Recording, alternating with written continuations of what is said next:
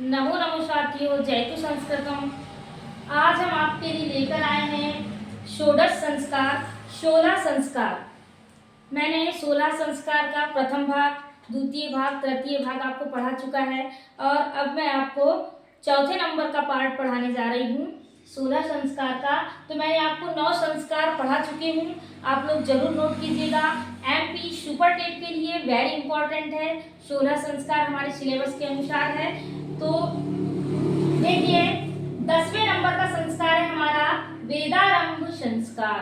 10वें नंबर का संस्कार है हमारा वेदारंभ संस्कार। इसके पहले मैंने गर्भाधान संस्कार, पुष्पवंश संस्कार, शिमोत्तरायण संस्कार, जातकर्म संस्कार, नामकरण संस्कार, निष्क्रमण, अन्नप्राशन और चूड़ाकर्म, कर्णवेद संस्कार आपको पढ़ा चुकी हूँ। आज मैं आपको पढ़ाने जा रही हूँ विद्यारंभ संस्कार। आप लोग जरूर नोट कर लीजिएगा क्योंकि मैं वीडियो लेकर नहीं आ पाई थी। तो देखिए, विद्यारंभ संस्कार, तो विद्या का आरंभ। तो देखिए, शिशु के 5 वर्ष में प्रवेश करने पर उसको शिक्षा का आरंभ विद्यारंभ संस्कार के साथ किया जाता है। जब शिशु क्या होता है कि 5 वर्ष में प्रवेश करता है, तो 5 वर्ष में प्रवेश करने के पश्चात उसको विद्या ज्ञान अर्जन करने के लिए विद्यारंभ संस्कार के साथ किया जाता है। प्रारंभ में बालक को स्नान कराकर, शुरू में क्या किया जाता है कि जब बालक का फर्स्ट डे होता है तो उसको स्नान कराकर सरस्वती, बृहस्पति व गणेश जी की पूजा कराई जाती है। तो याद रखिएगा आप लोग, सरस्वती, बृहस्पति व गणेश जी की पूजा कराई जाती है। उसके पश्चात उसे यज्ञ कराकर अक्षरारंभ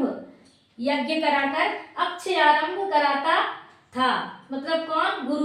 गुरु बालक को ओम और स्वास्तिक के साथ वर्णमाला लिखाकर अक्षरारंभ कराता था।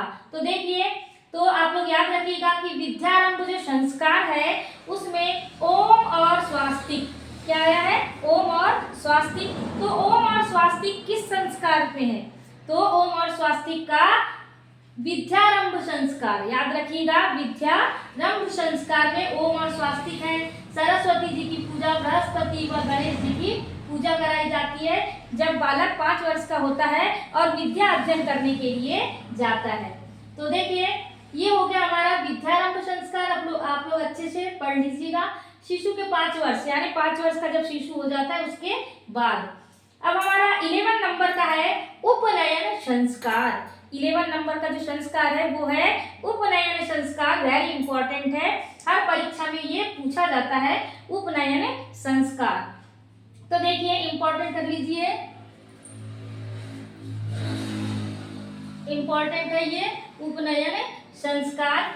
तो देखिए, उपनयन संस्कार, उप का अर्थ होता है पास, उप का अर्थ होता है पास और नयन का अर्थ होता है ले जाना। उप का मतलब क्या है? पास है, उप का अर्थ है पास और नयन का है ले जाना। समय है इसका 5 वर्ष, 5 वर्ष के बाद। अब देखिए, भारतीय संस्कार में उपनयन संस्कार का बहुत महत्व है। जो हमारे भारतीय संस्कार हैं उसमें उपनयन संस्कार का बहुत अधिक महत्व है। इसके द्वारा व्यक्ति द्विज कहलाता है। अगर उपनयन संस्कार नहीं होता तो व्यक्ति द्विज नहीं कहलाता है। तो देखिए, उपनयन संस्कार हमारी भारतीय संस्कृति का बहुत ही महत्वपूर्ण संस्कार माना गया है। इसके द्वारा व्यक्ति द्विज कहलाता है। याद रखिएगा, द्विज।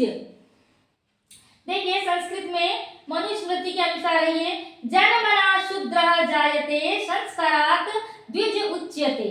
जन्मना शूद्रः जायते संस्कारात् द्विज उच्यते। ये याद रखना है। ये लाइन किस संस्कार में है? तो ये लाइन जन्मना शूद्रः जायते संस्कारात् द्विज उच्यते, ये उपनयन संस्कार में मनुस्मृति के अनुसार है। इसे यज्ञोपवीत संस्कार भी कहते हैं। तो उपनयन संस्कार का नाम है यज्ञोपवीत संस्कार और जनेऊ संस्कार। तो आप लोग याद रखिएगा, उपनयन संस्कार, यज्ञोपवीत संस्कार और जनेऊ संस्कार भी कहा जाता है। तो देखिए, क्योंकि इस अवसर पर बालक यज्ञोपवीत जनेऊ धारण करता है, जो बालक होता है उसका क्या होता है, यज्ञोपवीत संस्कार होता है, जनेऊ संस्कार होता है, जो तीनों वर्णों के लिए क्रमशः है। तो देखिए उपनयन संस्कार तीनों वर्णों के लिए क्रम से है। किस धागे से उपनयन संस्कार किया जाता है, तो ये देख लीजिए आप, द्विज जातियों के यज्ञोपवीत। द्विज मतलब आपको बताया था मैंने, द्विज मतलब ब्राह्मण, क्षत्रिय और वैश्य। तो द्विज जातियों के लिए यज्ञोपवीत है। तो ब्राह्मण के लिए है कपास के धागे का, ब्राह्मण के लिए है कपास के धागे का, क्षत्रिय के लिए है सन के धागे का, और वैश्य के लिए है भेड़ के ऊन का बना होता है। तो ब्राह्मण के लिए कपास के धागे का, क्षत्रिय के लिए सन के धागे का, और वैश्य के लिए भेड़ के ऊन का बना होता है। मैं अभी आपको और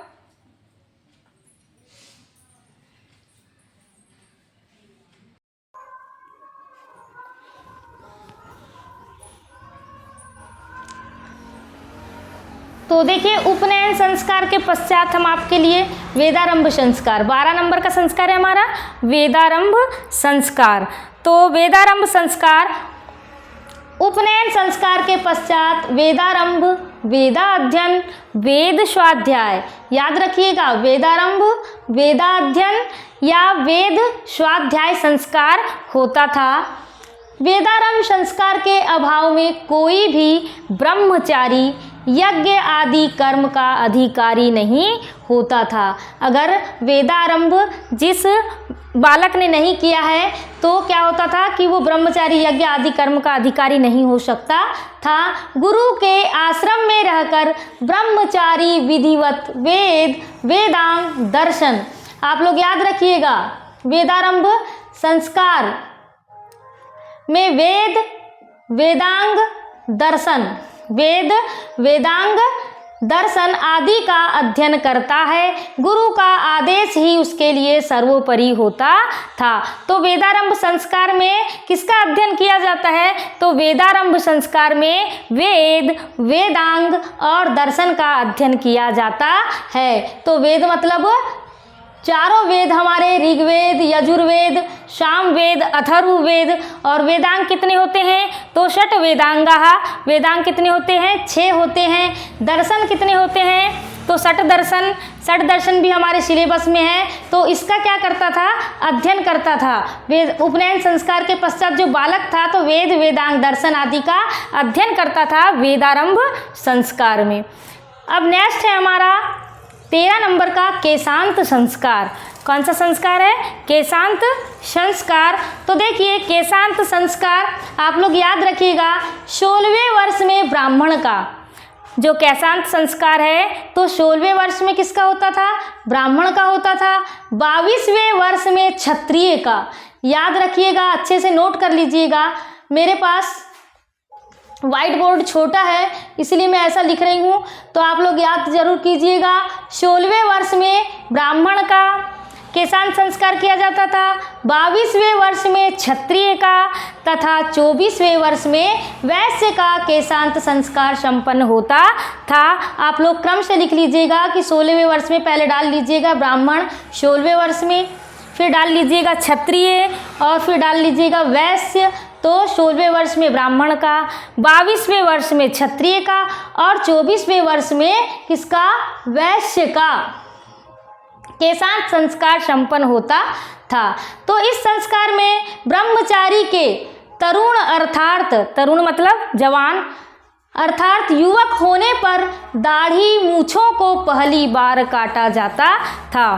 तो ये जो दाढ़ी मूछों को काटने वाला ही संस्कार कौन सा है, केशांत संस्कार है। दाढ़ी मूछों का कर्तन करना, दाढ़ी मूछों को काटना, कर्तन करना मीन्स काटना। तो दाढ़ी मूछों को पहली बार काटा जाता था। इस संस्कार को गोदान संस्कार भी कहा जाता है। तो ये जो केशांत संस्कार है तो लिख लीजिएगा, उसका अन्य नाम क्या है, गोदान संस्कार भी कहा जाता है, क्योंकि इस अवसर पर ब्राह्मण आचार्य को गोदान भी दिया जाता था। तो जो केशांत संस्कार है तो क्या किया जाता था कि जो केशांत संस्कार में जो माता पिता होते थे तो गऊ का दान करते थे, गौदान करते थे, किसको, ब्राह्मण आचार्य को, इसीलिए इसे गोदान संस्कार भी कहा जाता है। तो आप लोग ज़रूर देखिएगा। मेरा यूट्यूब चैनल है कविता सुरेश पवार, को लाइक कीजिएगा, शेयर कीजिएगा, सब्सक्राइब कीजिएगा, बेल आइकन प्रेस कर दीजिएगा, जिससे आगे आने वाले नोटिफिकेशन आपको मिल जाया करेंगे। मैं आपके लिए और हमारे 3 संस्कार बचे हैं, मैं आपके लिए लेके आऊँगी नेक्स्ट वीडियो में। राधे राधे।